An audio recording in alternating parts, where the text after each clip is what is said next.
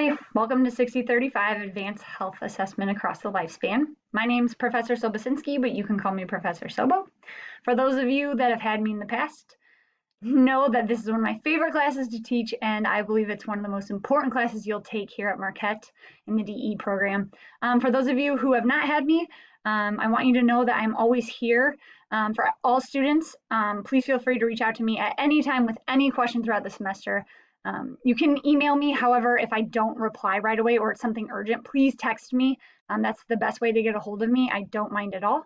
I have 5 kids, so I might have to step into a different room and give you a call back. That's why I prefer text. Okay, so to get started here, I just wanted to go over an overview of the course, just to kind of help, hopefully, clear up any confusion or issues that you might have without this video. So the first thing I pulled up here is the schedule, and I wanted to explain that there's 4 sections of lecture, and I teach 2, and then Dr. Kaz teaches 2.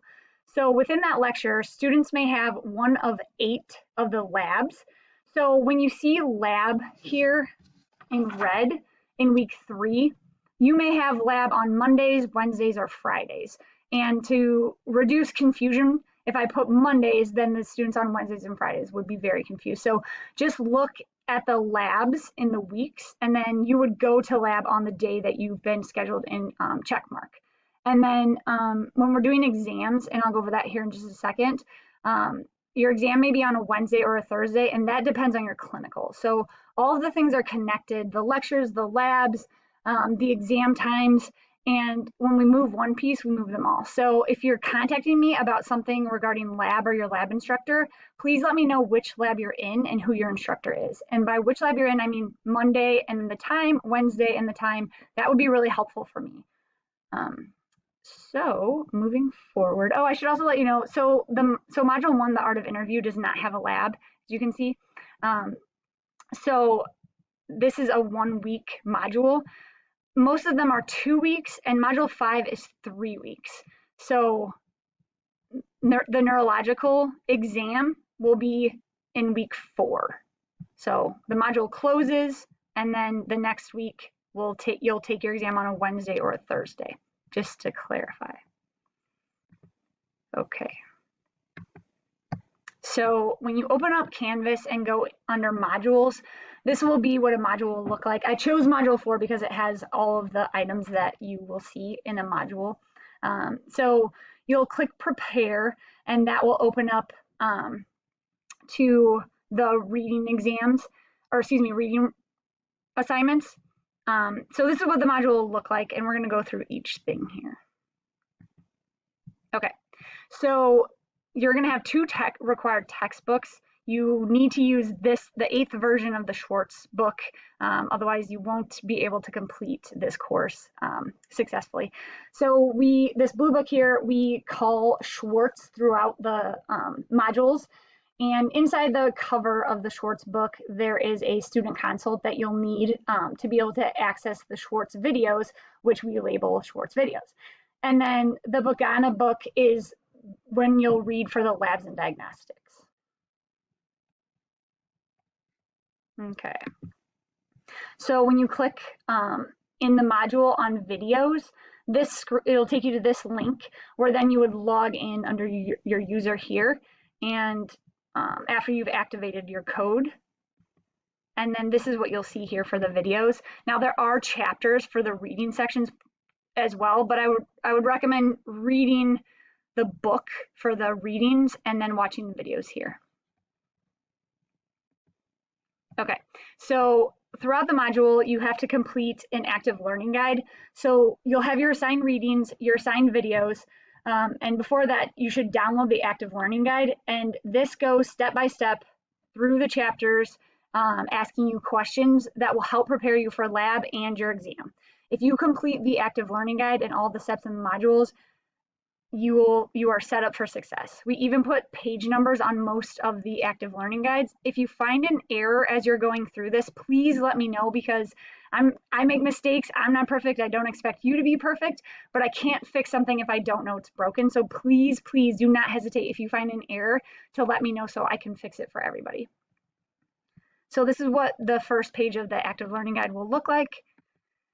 And then you'll go back to modules, and then you'll upload your active learning guide in assignments. And then that is also called your lab participation. So we want to make sure that you complete the active learning guide before you go to lab. And so that's why we made it part of your participation points. It's just like 1 point, either you participated, uploaded your active learning guide, and your lab instructor felt that you actively participated during lab. So it's 1 point or 0 points. So, but it needs to be uploaded prior to each lab. Okay, also prior to going to each lab, after you've completed the active learning guide, this is what you'll take to lab. It's called the neurological checklist, and each lab has a checklist for that body system. So this is the physical exam checklist that kind of guides you on what you're going to be going through. So the best use of your time is to be prepared to go to lab and use that time to practice and have your lab instructor help you go through the motions and fix like where you're standing, how you're holding equipment, because ultimately the goal of this course is to teach you normal, but don't say normal, physical exam so that you have mastered the normal physical exam. That way, when you're listening, thinking, you're not thinking, where do I put my stethoscope next? What's the system I'm supposed to do next? And you can truly listen for abnormal findings. The abnormal findings, the majority of them that aren't what we call red flag, meaning you cannot miss, that will be taught to you in your certificate if you continue your education, or if you go into a specialty, that's when you'll get that extra training. But if you know normal, then when you hear abnormal, you at least know you have to do something about it. And that's the goal of this class, is to give you entry level normal physical assignment to a master's that you've mastered. So these are the checklists that you'll take with you to lab and review just before you go. You don't have to turn anything in for these checklists though. Okay, so this is what it looks like in Canvas for your lab materials. So you'll go into, I would advise going into SOAP note template before you go to lab. So when you go to lab, you'll be presented with a case study, and each lab instructor delivers that case study a little bit differently. Sometimes they present it to the class and act it out, and then the class will have to figure out subjective information. And so the template, though, for when you're writing the SOAP note is set up here, because you probably have never written a SOAP note before. And so this is just a guide. Again, this is a style, just like art of interviewing. It's a style that everybody has.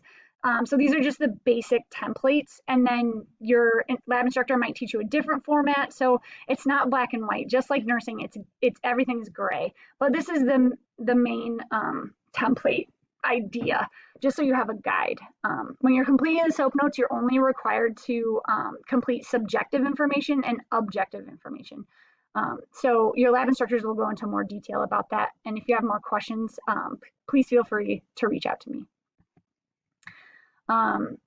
So then after you do the SOAP note in lab, you will practice the objective portion of it, which is the checklist essentially. And then you have 48 hours after your lab completes to upload your SOAP note into your assignment tab. Now, it may be confusing because, like I said before, I may have students in every single lab in my lecture. And if I put in an assignment date and time, then it messes up, maybe the other 7 sections of lab. And so there may be a due date on there, but really it should be 48 hours after your lab closes, or after you complete with your lab instructor. And then they'll be able to tell by the timestamp that you upload into your assignments. So that's how they'll be checking to make sure you've completed it within 48 hours. Okay, so this is the exam calendar that you'll see as you go through Canvas. And like I said before, I'm not really sure what your screen will look like, but this is what my screen looks like, because I may have students taking the exam on Wednesdays at 8:30 or Thursdays at 8:30. As of right now, the exams are 25 questions, except for Module 5. They may be multiple choice, matching, and you get an hour to complete them. They are done with the lockdown browser and Respondus. And so any IT issues with that, you can let me know and I can help you, but first contact technical support, which is also in Canvas, for where that information can be found. Okay, so I do strongly advise that you go through each um, section here in the start here and then click the next screen after you read through everything until you get through all the module things. So the last thing that I wanted to cover is there are, in some of the modules, there are, let me go back to, or excuse me, go forward to the, this is what you'll see when you go start here. You'll go through all of these sections here. I should go over this real quick, sorry. We're not going to be doing discussions. We're going to be doing reflections, which I'm about to show you. So if you post in here, I'll get a notification, but I will be much quicker to reply if you text me or send me an email. Okay, so this is what the checklists look like when you access them in Canvas.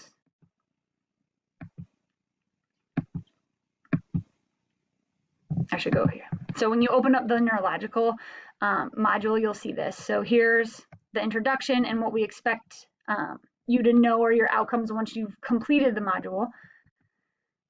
So you'll see you read, you watch, you participate, and then there's where you download your active learning guide. Okay, module 5 is the oddball of the modules. So there's an EKG section, and then there are 2 of the Marquette nurse reflection PowerPoints. So these PowerPoints are 5 or 6 PowerPoints, and you should read through the notes, and then you'll write a 1-page reflection on the PowerPoint, and there's a question at the end, a reflection question for you to go off of. And so this is just to kind of see what you came into, what you've learned, and what you would like to learn through your reflection. So there's 5 total in the course, and those are in Module 4. There's 2 and 5 because Module 5 is 3 weeks. And then there's 1 in Module 6 and 1 in Module 8. So just wanted to show you because this is the oddball one. There isn't a separate section like EKG outside of this module. And so when you click on EKG, you're taken to this screen here. And so these are really neat. The first 3 that you'll see here will bring up training, and they're, I think, 10 or 11 questions each, and they'll give you a EKG strip. So after you've gone through the diagnostics book assignment for the EKG and read through that assignment, then you can practice on these EKG interpretations. So there's 3 practice sections that you can do, and then this is just like a true or false to kind of test your knowledge.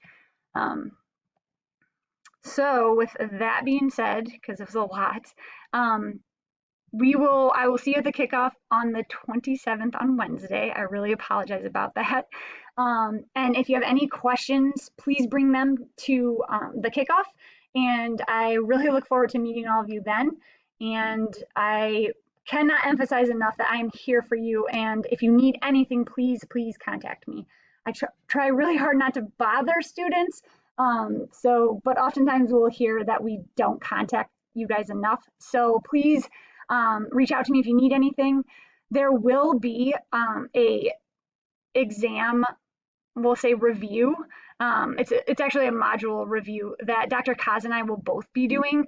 As of right now, tentatively, they are scheduled for Tuesdays at 11 o'clock. There'll be 1 hour, and it'll just be us reviewing the module and answering any questions that you may have on content.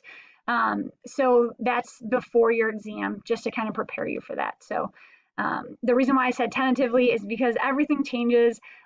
A clinical just got changed last week, and so I just want to be careful when I say anything concrete. But as of right now, we're scheduling them for before each exam that Tuesday at 11 to 12. So yeah, I think that's everything. I am so excited to get started with this course, and I look forward to meeting all of you on the kickoff. Take care.